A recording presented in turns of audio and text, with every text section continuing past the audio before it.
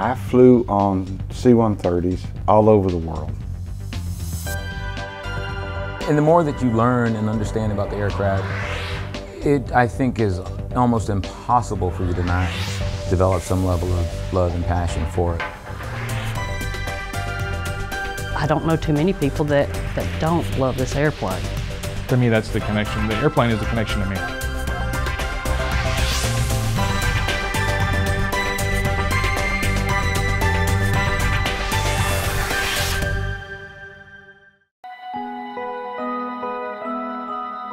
What makes us feel a connection? For the more than 900 people who work on the C-130, the answer is varied and often very personal. I mean, as a kid, you know, I had interest and fascination with airplanes like a lot of kids did. A lot of kids knew the fighters and the planes and things like that, but my dad always told me about the C-130 taking us to safety. In 1975, Win was an infant in South Vietnam as the country fell to the communists. It was the C-130 that brought his family to the U.S. and freedom.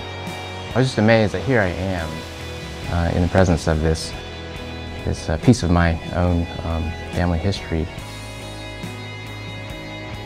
Tony Strange knew about the C-130 at an early age too. His father worked here. When I was 6 years old, 68, my dad brought us out here to an air show. There was C-130s lined up out there, and there was a lot of people from the Flightline that my dad knew that talked to me and everything, you know, and I just thought, at that point, I told my dad when we left, I said, this is where I want to work when I can.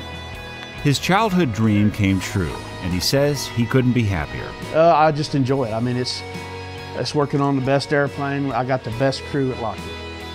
I got the best lead man, the best electricians, the best mechanics. I got the best bosses. That love of this company, of this airplane, is infectious. Valarie Branch and her sister both work here. Before them, their father did. Before that still, their grandmother in the 1940s. She loved it here, and that's where I think my dad got his love of airplanes, because he loves flights. My father worked here for 30-something years, retired. My wife started working here when the Lockheed Credit Union was part of Lockheed. She still works at Lockheed Credit Union, it's just no longer part of Lockheed. I had an uncle work here, my father-in-law worked here, my neighbor across the street works here, the one around the corner works here. To King, the C-130 is a part of the community, and he and his co-workers try to give back. On this afternoon, it's a chili dog fundraiser for the March of Dimes. Well, I mean, March of Dimes, you're helping the babies, you're helping the community. It's where we live, it's how we can kind of give back and take care of ourselves. I mean, it really, when we're taking care of this charity, we're actually taking care of ourselves and our kids and our neighbors. So, yeah, it's a good thing. And the good things the C-130 does isn't lost on King. The hurricanes, the floods, the earthquakes, what's taking those people relief? Our airplanes are taking those people.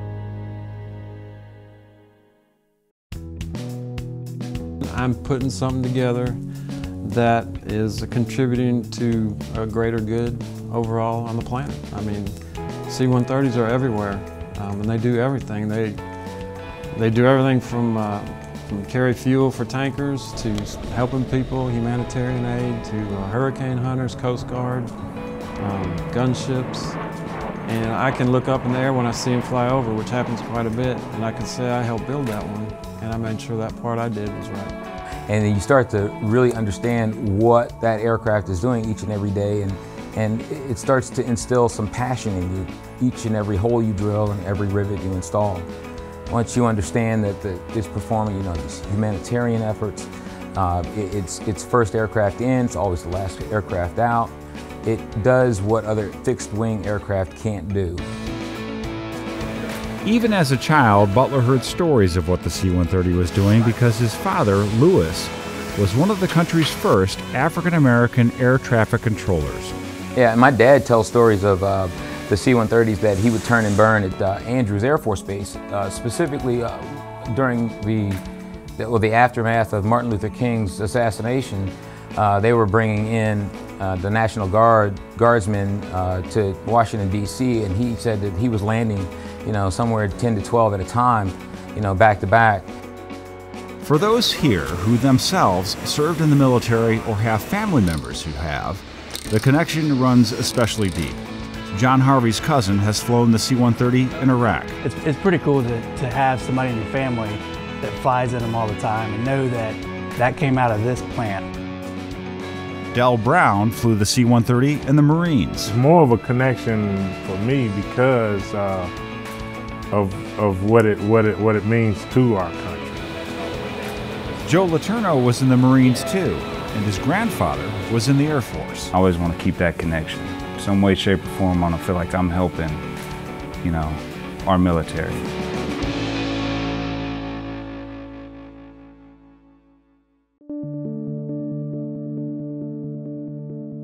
I love the C-130. Seriously, I've worked on it in the Marine Corps, and when I came here to Lockheed, that's the reason I wanted to work here was for the C-130. It just so happens that Blem's father also works here as a C-130 flight engineer.